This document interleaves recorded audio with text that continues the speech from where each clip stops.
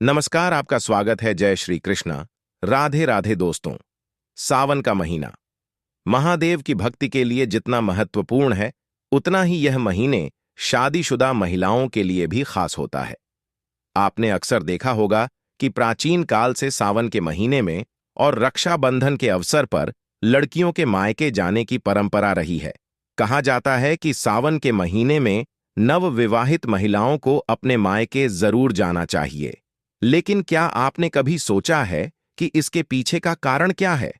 और सावन में मायके जाने से मायके और ससुराल पर क्या असर पड़ता है? भक्ति के पूज्य गुरुजी के अनुसार सावन के महीने में जो महिलाएं अपने मायके जाती हैं और वहां से कुछ विशेष वस्तुएं लेकर आती हैं, इससे उनके मायके और ससुराल दोनों में बरकत बनी रहती है। इसके अलावा उनके घर में धन और समृद्धि की कभी कमी नहीं होती। गुरुजी ने महिलाओं को कुछ उपाय भी बताए हैं जिनसे वे अपने मायके की बरकत को बनाए रख सकती हैं। इसलिए यदि आप भी अपने मायके और ससुराल के लिए शुभकामनाएं चाहती हैं, तो इस वीडियो को पूरा जरूर देखें। भक्तों, आपका स्वागत है। वीडियो देखने से पहले कृपया वीडियो को लाइक करें और चैनल को सब्सक्राइब करें, ताकि श्री बागेश्वर बालाजी की कृपा आप पर सदैव बनी रहे। कमेंट बॉक्स में सावन के इस पवित्र महीने में दिल से हर हर महादेव और जय भोलेनाथ जरूर लिखें, ताकि भोलेनाथ की कृपा आप पर और हम पर बनी रहे और हमें और भी ज्ञानवर्धक वीडियो बनाने का उत्साह मिलता रहे। चलिए वीडियो में आगे बढ़ते हैं। गुरुजी का कहना है कि सावन का यह पवित्र महीना हर किसी के लिए विशेष है, लेकिन शादीशुदा महिलाओं के लिए यह और भी महत्वपूर्ण हो जाता है। सावन के खास अवसर पर बेटियों का मायके आना अत्यंत शुभ माना जाता है। आमतौर पर शादी के बाद खास तौर पर सावन के महीने में बेटियां अपने मायके आती हैं, ताकि वे मानसिक और शारीरिक रूप से बेहतर रह सके। यह एक प्राचीन परंपरा है और माना जाता है कि इससे बेटियों के मायके और ससुराल दोनों स्थानों पर माता लक्ष्मी की कृपा बनी रहती है। गुरुजी ने बताया कि सावन के महीने या रक्षाबंधन के दौरान शादीशुदा बेटियों के मायके जाने का महत्व क्या है। गुरुजी के अनुसार बेटियों को घर की लक्ष्मी माना जाता है और उनके भाग्य से घर के भाग्य का भी संबंध होता है। जब बेटियां शादी के बाद अपने मायके आती हैं, तो घर के भाग्य के लिए यह एक शुभ संकेत होता है। इस दौरान यदि आप चाहते हैं कि आपके घर में बरकत बनी रहे, तो सावन के महीने में बेटी के मायके आने पर कुछ विशेष उपाय कर सकते हैं। जैसे जब आपकी बेटी मायके आए, तो उसके हाथों से अपने घर में तुलसी का पौधा लगवाएं और जितने दिन वह घर में रहे, हर शाम तुलसी के पौधे के नीचे दीपक जलवाए। इस प्रकार जब आपकी बेटी तुलसी के पौधे के पास धन दौलत और सुख समृद्धि की प्रार्थना करती है, तो यह आपके घर में भी बरकत बनाए रखने में सहायक होता है। यदि आपके घर में निर्माण या नए घर की खरीद में समस्याएं आ रही हैं, तो सावन के दौरान अपनी बेटी के घर आने पर एक विशेष उपाय किया जा सकता है। किसी भी मंगलवार को उसकी उपस्थिति में उसके पैसे से खरीदी गई वस्तु को लें और फिर उसे मिट्टी के बर्तन में रखकर मिट्टी में दबा दें। यह उपाय घर के वास्तु और आर्थिक समृद्धि के लिए लाभकारी हो सकता है। इस उपाय को अपनाने से आपकी मकान और संपत्ति की इच्छाएं जल्दी पूरी हो सकती हैं।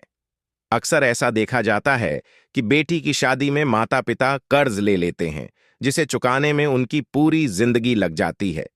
अगर आपके साथ भी ऐसा कुछ हो रहा है, तो सावन के महीने में बेटी के घर आने पर किसी भी बुधवार को एक सुपारी लेकर उसे बेटी के हाथ से मल्ली या रक्षा सूत्र में बांधवा लें। इसके बाद सुपारी को पूजा स्थान या मंदिर में पीले कपड़े में रख दें। इस उपाय से धीरे धीरे आपका कर्ज चुकने लगेगा। गुरु जी का कहना है कि सावन का महीना प्रकृति के लिए विशेष होता है। इस दौरान चारों ओर हरियाली छाई रहती है और नई नवेली दुल्हन के मन में भी नई उमंगें होती हैं। सावन में जिन बेटियों की नई शादी हुई होती है, वे अपने मायके जाना चाहती हैं। मायके वाले भी अपनी बेटियों को हर संभव चीज देना चाहते हैं, लेकिन गुरु जी ने कहा है कि कुछ चीजें ऐसी होती हैं जो मायके से नहीं ले जानी चाहिए। यदि माता पिता सावन के महीने में अपनी बेटी को कुछ खास चीजें देते हैं, तो इससे न केवल उसके ससुराल में बल्कि मायके में भी धन धान्य की बढ़ोतरी होती रहती है और माता लक्ष्मी का आशीर्वाद बना रहता है। गुरुजी ने यह भी बताया है कि बेटियों को कभी भी अपने मायके से गैस चूल्हा सिलेंडर या किसी अग्नि से जुड़ी चीजें ससुराल में नहीं ले जानी चाहिए। ऐसा करने से ससुराल में नकारात्मक प्रभाव पड़ता है और झगड़े की स्थिति बनती है। इसके अलावा बेटियों को अपने मायके से मिर्च मसाले, आचार्य जैसी तीखी या मसालेदार चीजें ससुराल में ले जाना उचित नहीं माना जाता है। ऐसा माना जाता है कि यदि बेटियां ऐसी चीजें अपने मायके से ससुराल लेकर आती हैं, तो ससुराल में रिश्तों में खटास आ सकती है और उनका जीवन सुखमय नहीं रह पाता। इसी प्रकार बेटियों को सुई धागा, सिलाई मशीन जैसी चीजें भी मायके से ससुराल नहीं ले जानी चाहिए। नुकीली वस्तु जैसे चाकू, छुरी और नेल कट्टर भी ससुराल ले जाने के लिए नहीं दी जानी चाहिए। खासकर सावन के महीने और रक्षाबंधन के समय जब बेटियां मायके आती हैं, माता पिता उन्हें खाली हाथ नहीं भेजते। यदि आप अपनी विवाहित बेटियों को उपहार देना चाहते हैं, तो गुरुजी का सुझाव है कि आप उन्हें हरे रंग के श्रृंगार का उपहार दें। सावन के महीने में हरे रंग का श्रृंगार करने से सुहागिन महिलाओं के जीवन में प्रेम और सुख बना रहता है। गुरुजी के अनुसार हरे रंग के कपड़े, चूड़ियां और सुहाग के सामान को ससुराल में लाना बेटियों की इज्जत में वृद्धि करता है और उनके दाम्पत्य जीवन में सुख समृद्धि लाता है। साथ ही गुरुजी का मानना है कि सावन के महीने में मायके से विदा होते समय बेटियों को घेवर अवश्य लेना चाहिए, क्योंकि घेवर मायके और ससुराल दोनों के लिए शुभ माना जाता है। अगर बेटियां चाहती हैं कि उनका मायका और ससुराल दोनों ही सुखी और समृद्ध रहे, तो ऊ घेवर अपने साथ लेकर जाना चाहिए। माता पिता को भी इस बात का ध्यान रखना चाहिए कि जब बेटियां मायके से ससुराल लौटे तो उन्हें कुछ मीठा उपहार स्वरूप अवश्य देना चाहिए, ताकि उनके ससुराल में रिश्तों में मिठास बनी रहे। गुरुजी का यह भी कहना है कि सावन के महीने में जब बेटियां मायके आती हैं, तो उन्हें तुलसी का पौधा उपहार में देना चाहिए। ऐसा माना जाता है कि जिस घर में तुलसी का पौधा होता है, उस घर से नकारात्मक शक्तियां दूर रह हैं। अगर माता पिता अपनी बेटियों को तुलसी का पौधा उपहार में देते हैं, तो उनकी बेटियों के जीवन में कोई भी नकारात्मक प्रभाव नहीं पड़ता और उनका दाम्पत्य जीवन हमेशा खुशहाल रहता है। इसलिए माता पिता को यह सुनिश्चित करना चाहिए कि वे अपनी बेटियों को केवल शुभ वस्तुएं ही उपहार में दें, जिससे उनके ससुराल में सुख और शांति बनी रहे। गुरुजी ने अपने भक्तों को यही सलाह दी है कि वे अपनी बेटियों को उपहार में सौभाग्य और सुख समृद्धि वाली वस्तुएं दें। अगर किसी महिला को यह महसूस होता है कि उसे मायके से वह सम्मान नहीं मिलता जिसके वह हकदार है, तो यह उपाय उनके लिए भी उपयोगी हो सकता है। यदि आप चाहते हैं कि आपके पति को आपके मायके में उचित मान सम्मान मिले, तो आप यह सरल उपाय अपना सकते हैं। कुछ ही दिनों में इसका असर दिखने लगेगा। हर व्यक्ति चाहता है कि समाज में उसे सम्मान और आदर प्राप्त हो, लेकिन कई बार नकारात्मक ऊर्जा के कारण ऐसा नहीं हो पाता।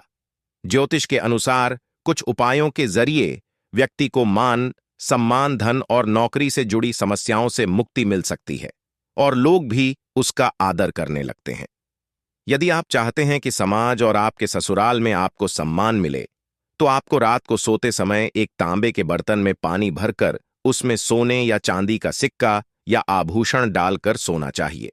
सुबह उठकर बिना मुख धोए सबसे पहले उस जल को पी लें। ऐसा करने से व्यक्ति को उचित मान सम्मान की प्राप्ति होती है और जीवन में जो भी तनाव हो वह समाप्त हो जाता है।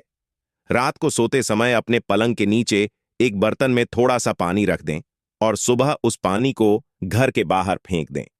इससे वाद विवाद या आपके ऊपर लगाए गए आरोप सिद्ध नहीं हो पाते। इस उपाय से आपको सभी प्रकार के विवादों से सुरक्षा मिलती है और घर की नकारात्मक ऊर्जा भी इस पानी के माध्यम से बाहर निकल जाती है। रोज न यह उपाय करने से कुछ ही दिनों में आपको इसका प्रभाव दिखने लगेगा। समाज में मान सम्मान प्राप्ति और नौकरी या कारोबार से संबंधित समस्याओं के लिए आप कबूतर और चिड़िया को चावल और बाजरा का मिश्रण डालें। शुक्रवार को बाजरा खरीदें और शनिवार से यह प्रक्रिया शुरू करें। ऐसा करने से आपको धन संबंधी समस्याओं से मुक्ति मिलती है और नौकरी की प्राप्ति भी होती है। इसके अलावा बुधवार के दिन गणपति जी को धूप अर्पित करने से भी व्यक्ति को मान सम्मान की प्राप्ति होती है। यदि सावन के महीने में आपकी बेटियां आपके घर आती हैं या आप स्वयं अपने मायके जा रही हैं, तो गुरुजी द्वारा बताए गए इन उपायों का ध्यान रखें ताकि ससुराल और मायके दोनों जगहों पर रिश्तों में प्रेम और घर में बरकत बनी रहे। तो दोस्तों, इस वीडियो से आपने कुछ ना कुछ नया जरूर सीखा होगा। अगर वीडियो आपको अच्छी लगी है तो दोस्तों कमेंट बॉक्स में लिखें जय श्री कृष्णा राधे राधे और इसे लाइक भी कर दीजिए। और चैनल पर नए हैं तो हमारे चैनल वास्तु सफर को सब्सक्राइब कीजिए और सभी के साथ शेयर कीजिए। तो दोस्तों, वीडियो के अंत तक बने रहने के लिए धन्यवाद।